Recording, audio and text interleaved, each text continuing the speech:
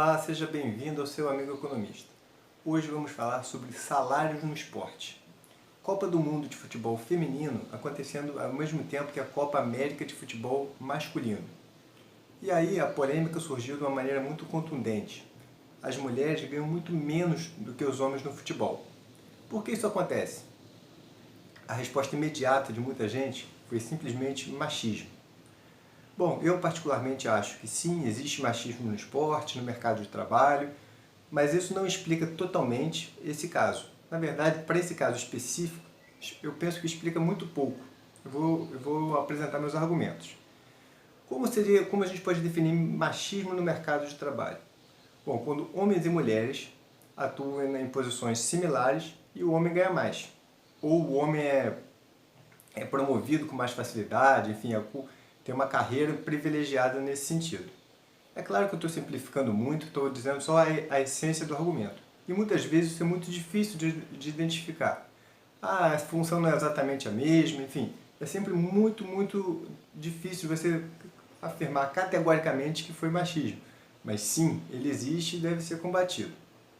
Mas no futebol, é essencialmente machismo que acontece?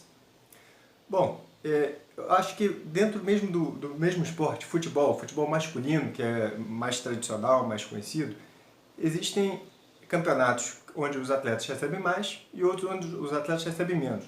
Existem diferentes tipos de espetáculo, de produto. Por que uma liga europeia, um campeonato inglês, é muito mais valorizado do que um campeonato de um outro país europeu menos tradicional, da Alemanha, por exemplo, o campeonato francês? Por que o campeonato brasileiro, mesmo o Brasil, tem tanto prestígio no futebol, é menos valorizado, os salários são menores? Porque um atacante recebe mais do que um jogador de defesa. Bom, são coisas do futebol. De repente, muitas vezes um atacante dá mais retorno financeiro, de mídia, chama mais atenção por causa dos gols, mesmo sendo o goleiro, por exemplo, indispensável. Mesmo sendo um zagueiro, uma função muito importante. Acaba que, pelo formato do futebol, algumas posições são mais valorizadas e seus atletas ganham mais. E o futebol feminino acaba que ainda tem uma trajetória muito menor, tem menos tradição. As pessoas gostam menos de assistir futebol feminino do que futebol masculino.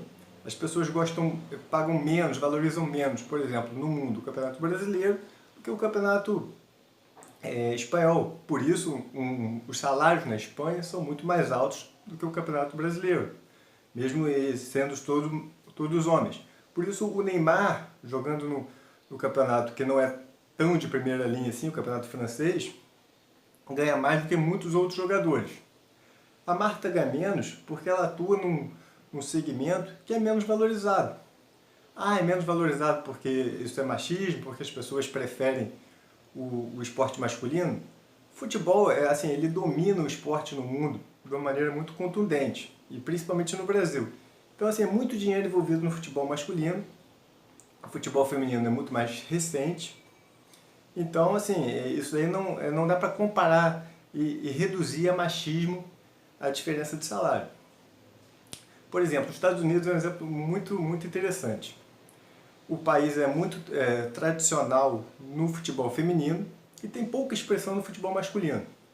Mesmo assim, os homens ganham mais do que as mulheres. Isso gera muita polêmica. Por que isso acontece?